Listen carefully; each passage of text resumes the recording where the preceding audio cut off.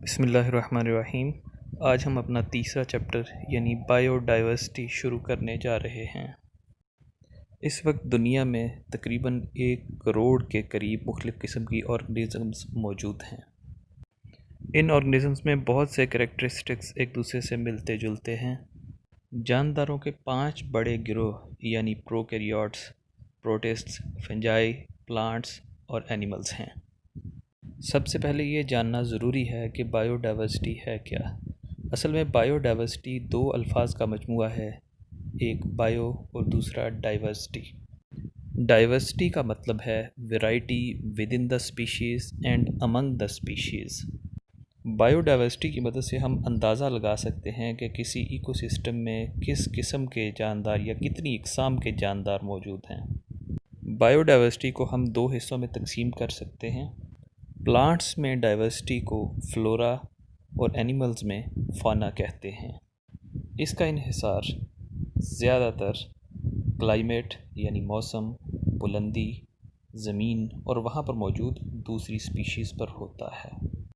جن علاقوں میں جانداروں کے لیے سہولیات زیادہ ہوتی ہیں وہاں ڈائیورسٹی زیادہ ہوتی ہے، اور اسی طرح جن علاقوں میں سہولیات کم ہوتی ہیں وہاں ڈائیورسٹی کم ہوتی ہے۔ زمین پر پائی جانے والی ڈائیورسٹی 4 بلین سالوں میں وجود میں آئی۔ زمین پر زندگی کی ابتدا کس طرح ہوئی اور کب ہوئی اس کے بارے میں مکمل ایویڈنس سائنس کے پاس موجود نہیں ہے، لیکن یہ کہا جاتا ہے کہ تقریباً 600 ملین سال پہلے یونی سیلولر جاندار اور بیکٹیریا وغیرہ موجود تھے۔ Importance of bio diversity. Bio diversity انسان کو خوراک مہیا کرتی ہے۔ میڈیسن کی کثیر مقدار پودوں سے حاصل ہوتی ہے۔ اس کے علاوہ مختلف انڈسٹریز کے لیے را میٹیریل بھی پودوں سے ہی حاصل ہوتا ہے یا مختلف جانوروں سے حاصل ہوتا ہے۔ مثلاً building materials, fibres, dyes, resins, gums, adhesives, rubber اور آئل ڈائریکٹلی پودوں سے حاصل ہوتے ہیں۔ بائیو ڈائیورسٹی کسی ایکو سسٹم کو قائم رکھنے کے لیے بہت اہم ہے۔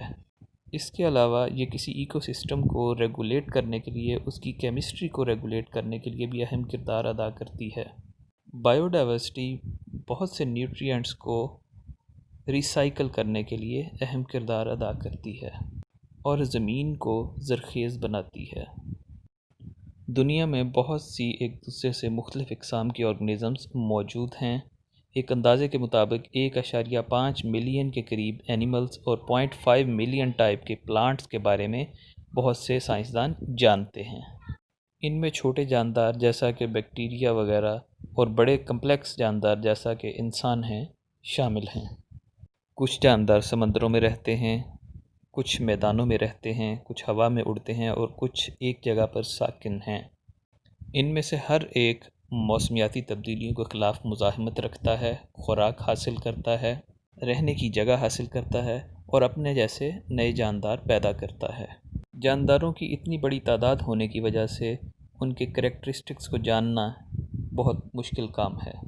اس مقصد کے لیے سائنسدانوں نے جانداروں کو گروپس اور سب گروپس میں تقسیم کیا ہے۔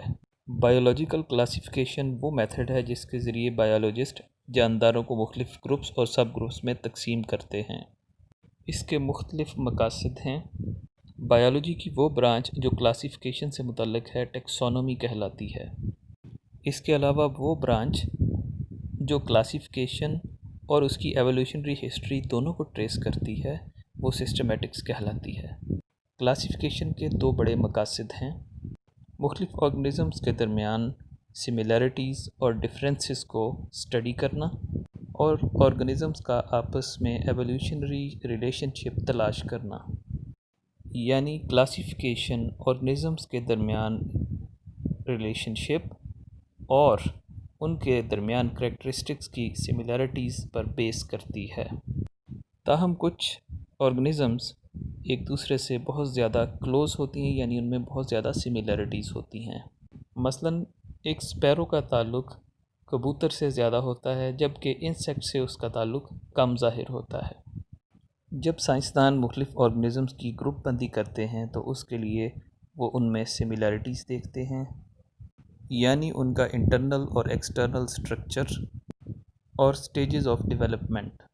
اگر ہم جدید سائنس کی روشنی میں دیکھیں تو مختلف جانداروں کے ڈی این اے میں سملیرٹیز اور ڈفرینسز کو بھی اسٹڈی کیا جاتا ہے۔ اسپیشیز کلاسیفیکیشن کا ایک بنیادی یونٹ ہے۔ اسپیشیز جانداروں کے ایسے گروہ کو کہتے ہیں جو کہ آپس میں فریلی انٹربریڈ کر سکیں اور اپنے جیسے فرٹائل آف سپرنگز پیدا کر سکیں۔ ہر اسپیشیز کے الگ سے اسٹرکچرل، ایکولوجیکل اور بیہیویئرل کریکٹرسٹکس ہوتی ہیں۔ وہ گروہ جن میں جانداروں کو تقسیم کیا جاتا ہے وہ ٹیکسانومک کیٹیگریز یا ٹیکسا کہلاتے ہیں اور اس کا واحد ٹیکسون ہوتا ہے۔ ٹیکسا مل کر ایک لیڈر بناتے ہیں جسے ٹیکسانومک ہائرارکی کہتے ہیں۔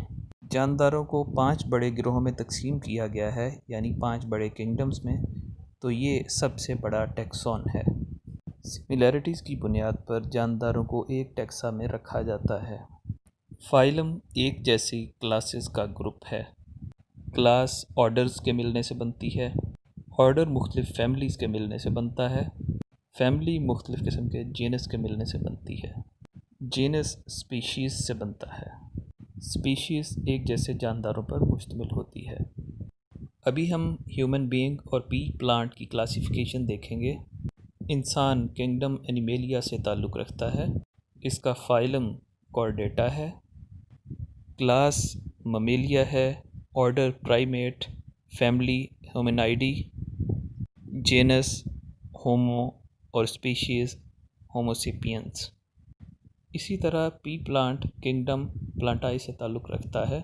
اس کا فائلم میگنولیوفائٹا ہے، class magnoliopsida, order fabales, family fabaceae, genus pisum اور species name pisum sativum. Human being کی کلاسیفیکیشن کو ہم ٹیکسانومک ہائرارکی کے لحاظ سے اس طرح دیکھ سکتے ہیں۔ اسپیشیز کی ڈیفینیشن میں ایک اور چیز کا پتہ چلتا ہے کہ ایک دوسرے سے کلوزلی ریلیٹڈ اسپیشیز کا کراس آرٹیفیشل کنڈیشنز میں ممکن ہے، لیکن اس کراس کے نتیجے میں پیدا ہونے والے بچے انفرٹائل ہوتے ہیں۔ فار ایگزامپل، میل ڈنکی اور فیمیل ہارس کے کراس کے نتیجے میں ایک انفرٹائل میول پیدا ہوتا ہے۔ انٹربریڈنگ ایسے جانداروں میں نہیں ہوتی جن میں اے سیکشول ریپروڈکشن ہوتی ہے، جیسا کہ یونی سیلولر جاندار۔